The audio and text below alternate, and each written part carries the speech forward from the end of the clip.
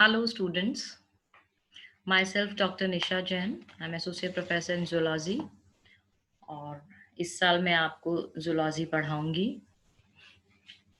आप लोग अब बीएससी पार्ट 2 में आ गए हैं। आप बीएससी पार्ट 1 से आपको प्रमोशन मिल गया है और आप बीएससी पार्ट 2 में आ गए हैं।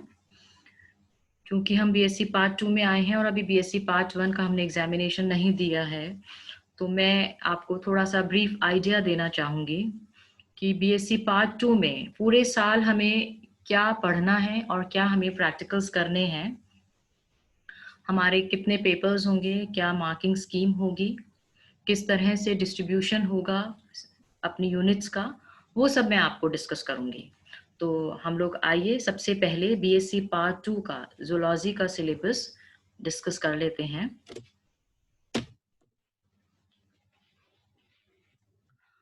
हम लोग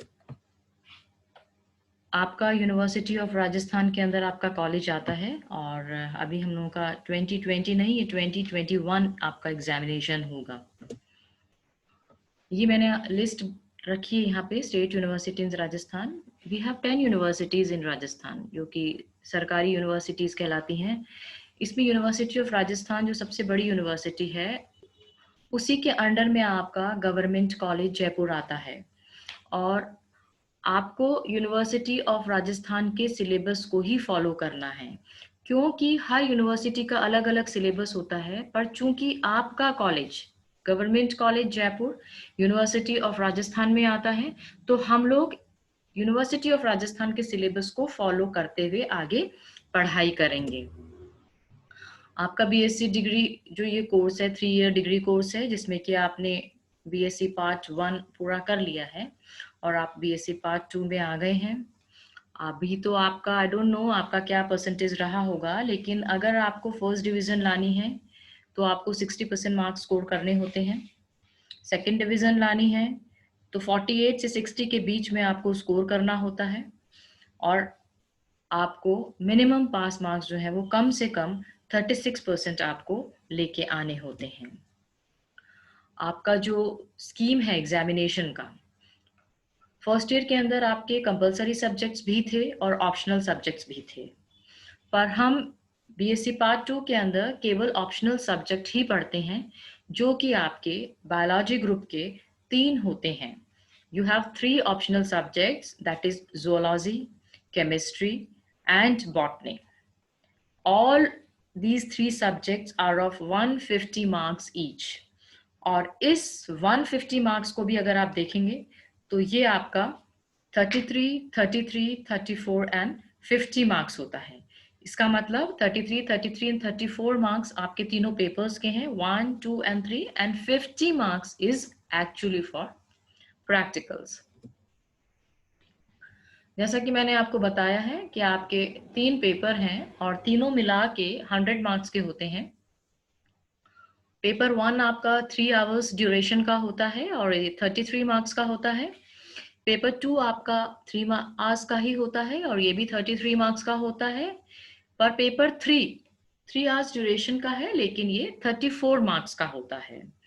प्रैक्टिकल्स आपके 4 आवर्स ड्यूरेशन के होते हैं और 50 मार्क्स के ये होते हैं। 3 पेपर है, मैंने आपको पहले ही बताया है। जूलॉजी में पेपर 1, पेपर 2 एंड पेपर 3। इनका जूलॉजी का जो कोड है, एग्जामिनेशन कोड है, that is Z201, Z202 and Z203। आपका पेपर 1 जो है वो है structure and function of invertebrate types. Paper 2 है आपका animal physiology and biochemistry. Paper 3 है आपका इम्यूनोलॉजी, बायोकेमिस्ट्री एंड माइक्रोबायोलॉजी। इस साल मैं आपका paper 2 that is animal physiology and biochemistry पढ़ाऊंगी, जिसको कि हम जंतुकारिकी एवं जैव रसायन भी कहते हैं। जंतुकारिकी एवं जैव रसायन, ये पेपर आपका 33 मार्क्स का ही होगा। इस पेपर के अंदर या बाकी भी पेपर के अंदर जूलॉजी के 2 सेक्शन होंगे, एक होगा पार्ट ए और दूसरा होगा part B.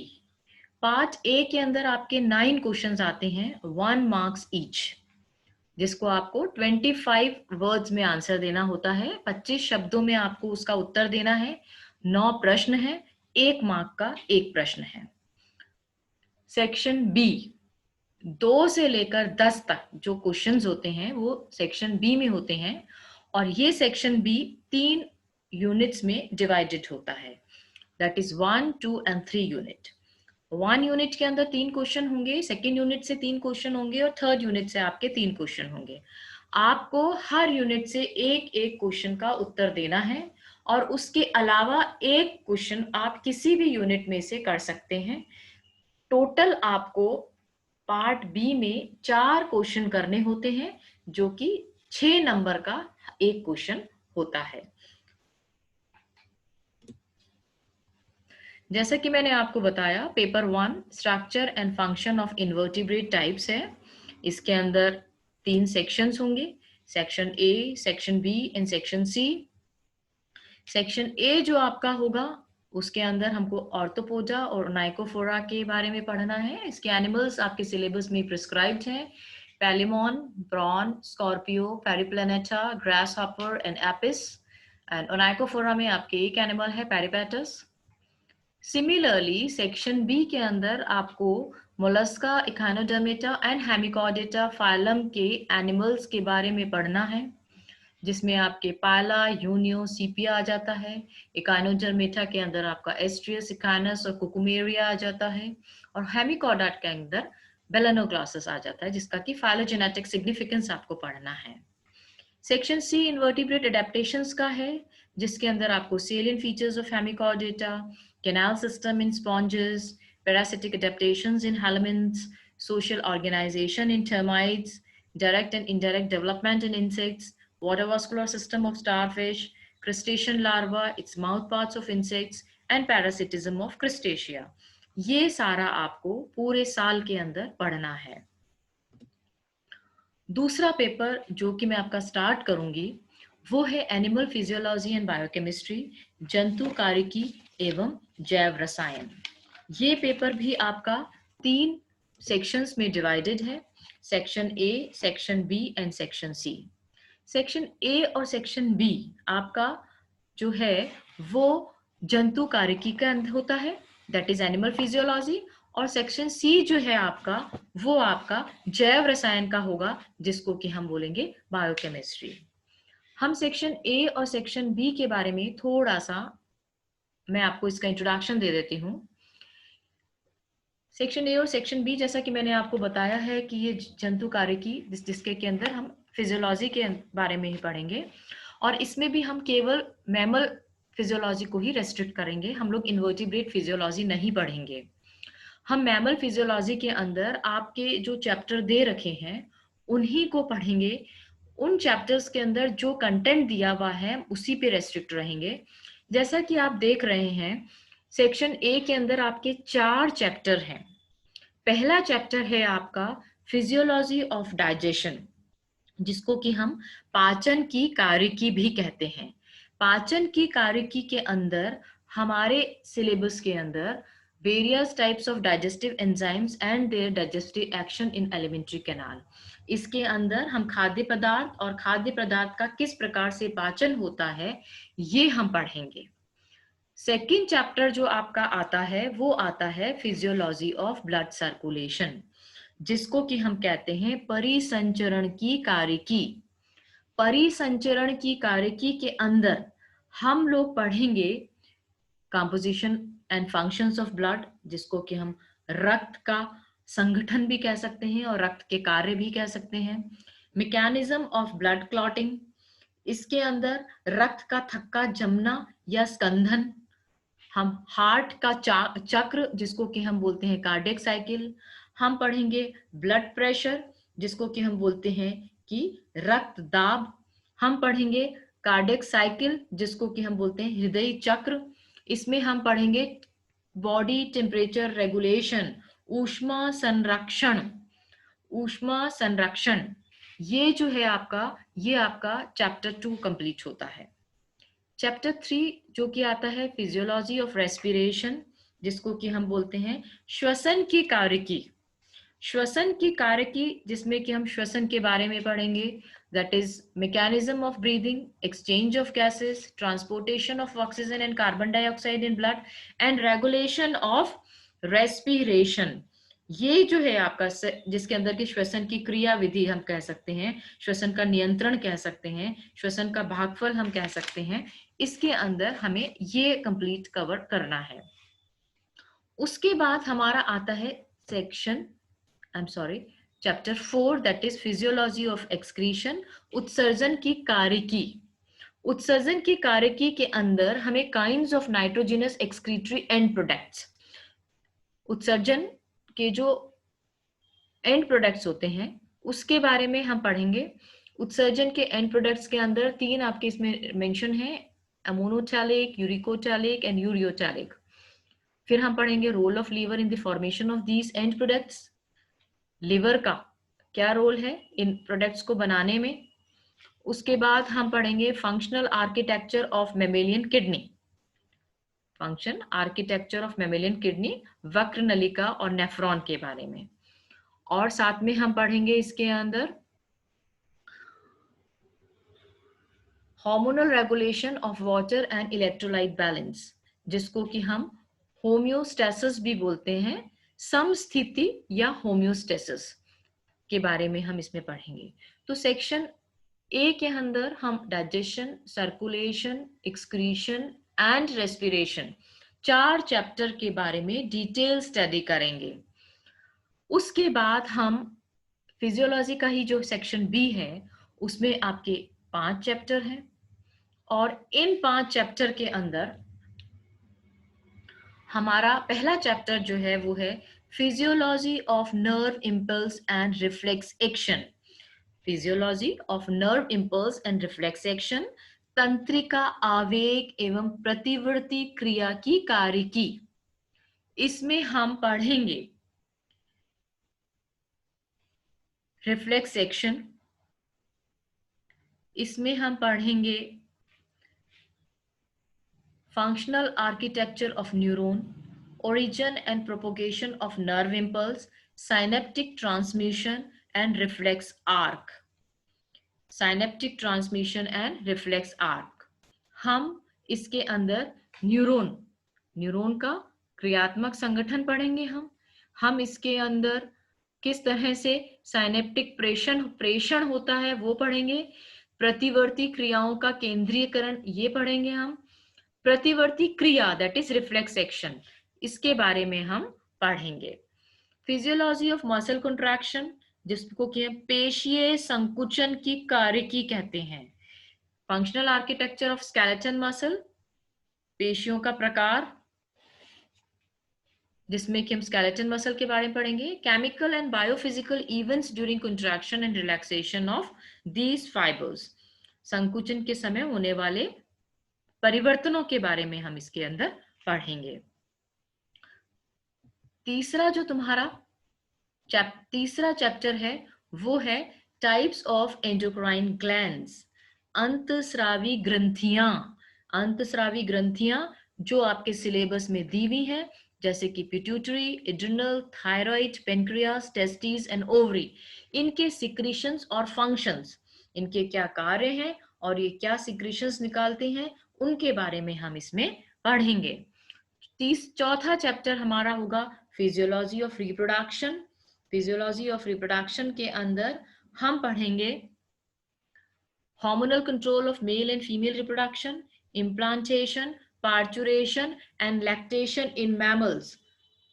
Hormonal control of male and female reproduction, स्तनियों में नर व मादा प्रजनन, रोपण, प्रसव एवं दुग्ध श्रवण क्रियाओं की कार्यकी व हार्मोन द्वारा इनका नियंत्रण। पांचवा जो चैप्टर हमारा फिजियोलॉजी का है सेक्शन बी के अंदर, that is preliminary idea of neurosecretion, hypothalamic control of pituitary function. Preliminary idea of neurosecretion that is तंत्रिका श्रवण की प्रारंभिक अवधारणा एवं पीयूषिका के कार्यों पर हाइपोथैलेमिक नियंत्रण। ये हमारा होगा चैप्टर 5। उसके बाद हम आते हैं हमारा section C, that is biochemistry और जैव रसायन। केवल 3 चैप्टर इसमें आपके सिलेबस के अंदर दिए हुए हैं। पहला चैप्टर है आपका कार्बोहाइड्रेट्स, दूसरा आपका है प्रोटीन और तीसरा आपका है लिपिड। कार्बोहाइड्रेट जिसके अंदर हम इसकी संरचना, कार्य, महत्व एवं उपाचय के बारे में पढ़ेंगे। प्रोटीन के अंदर भी हम लोग इसके संरचना, कार्य, महत्व एवं उपाचय के बारे में पढ़ेंगे। और लिपिड के अंदर भी सिमिलरली हम इसके संरचना, कार्य, महत्व एवं उपाचय के बारे में पढ़ेंगे।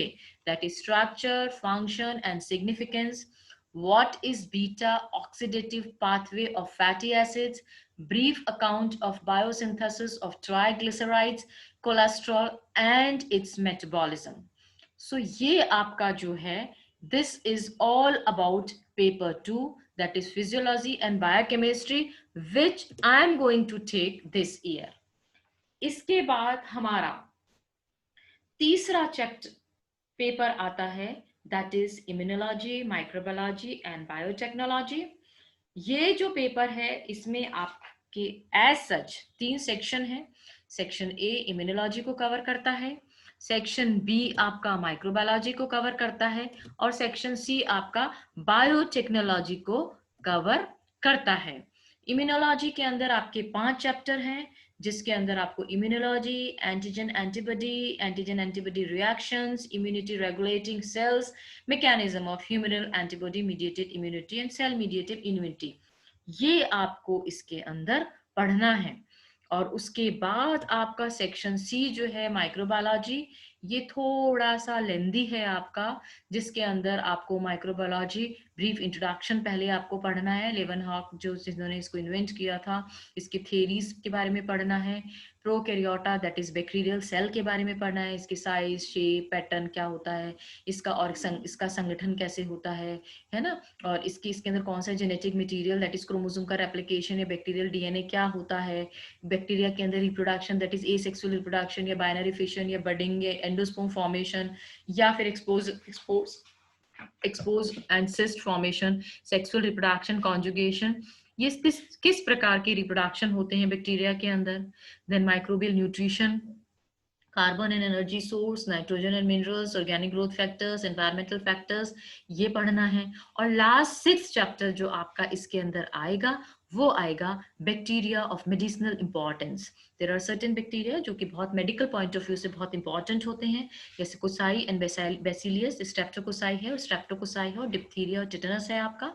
और ग्राम नेगेटिव के अंदर आपको गोनोरिया, मेनिंजाइटिस है, और बेसिली के अंदर आपका डायरिया है। और फिर इसका माइकोबैक्टीरिया के अंदर आपको ट्यूबरक्लोसिस एंड लेप्रोसिस, इसके बारे में आपको which bacteria is responsible for tuberculosis, what this disease is, इसके क्या सिम्टम्स होते हैं, इसके क्या रेमेडीज हैं, I mean how we can cure, what are the medicines, this all we have to study in this microbiology part, right.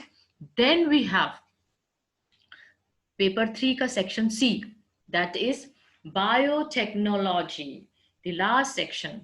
Biotechnology आपका 11 chapters इसके अंदर आपको पढ़नी है, although they are very small chapters, that is पहले के अंदर तो बायोटेक्नोलॉजी क्या है, ठीक है।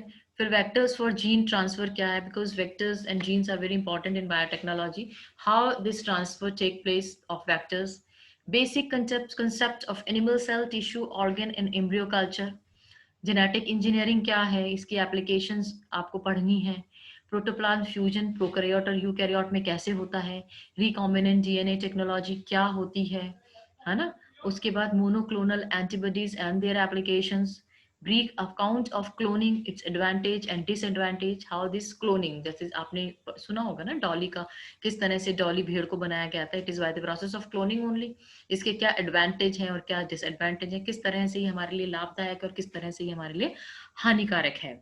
बायोटेक्नोलॉजी मेडिसिन के अंदर बहुत इंपॉर्टेंट रोल हो गया है, आजकल जितनी भी मेडिसिन मिलती हैं बायोटेक्नोलॉजी लैब्स होती हैं, उनके अंदर उनकी डिस्कवरी होती है और उसके बाद उनकी इन्वेंशंस होती हैं।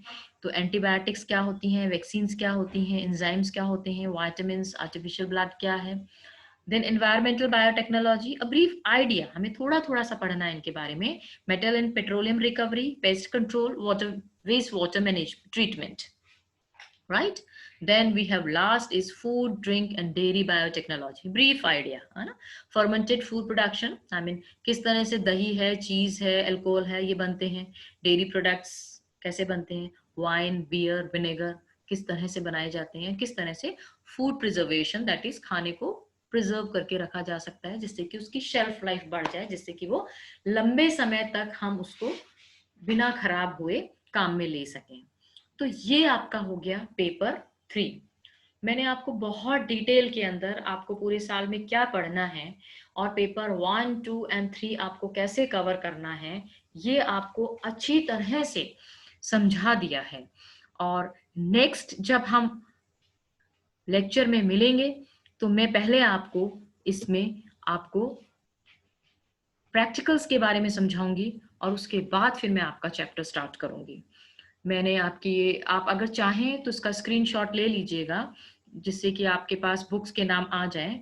ये कुछ बुक्स रिकमेंडेड जो हैं वो मैं भी जनरली कंसल्ट करती हूँ इन बुक्स को, तो मैंने आपके लिए ये एक रिकमेंडेड बुक्स की लिस्ट बना दी है कि अगर आप जूलॉजी के पेपर 1, 2 एंड 3 पढ़ रहे हैं तो आपको कौन कौन सी बुक्स को कंसल्ट करना है.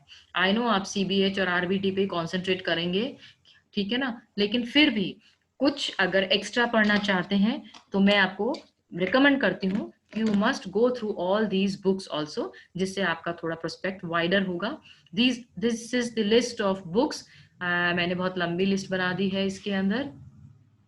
This is Lehninger. मैंने ये सारी, मतलब बहुत सारी तो नहीं बट बहुत अच्छी अच्छी बुक्स इनके अंदर पढ़ी हैं. इसमें से हाइमन, लेंजल, कोटपाल, SS लाल, ये सब तो मतलब जनरली हम लोग गीज की है. ये प्रैक्टिकल में हम SS लाल करते थे, लेकिन अभी तो आप लोग RBD और CBH की कंसल्ट करते हैं. लेनिंजर बायोकेमिस्ट्री की बहुत अच्छी बुक थी, हमारे ज़माने में हमने बहुत पढ़ी थी, अब तो आप लोग पता नहीं पढ़ेंगे या नहीं पढ़ेंगे. जेनेटिक इंजीनियरिंग की भी RW की और ये प्राइमब्रोस की बहुत अच्छी बुक है. उसके बाद PS वर्मा और जॉर्डन इन्वर्टिब्रेट जूलॉजी के अंदर बड़ी अच्छी है, पेपर 1 के लिए आपकी बहुत अच्छी है.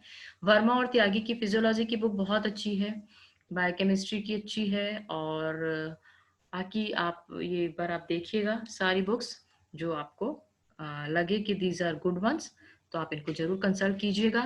And thank you very much for your kind attention for me. और आई होप आपको ये एक ब्रीफ पिक्चर क्लियर हो गई कि सेकेंड ईयर के अंदर हमें जूलॉजी में क्या पढ़ना है. Once again thank you very much.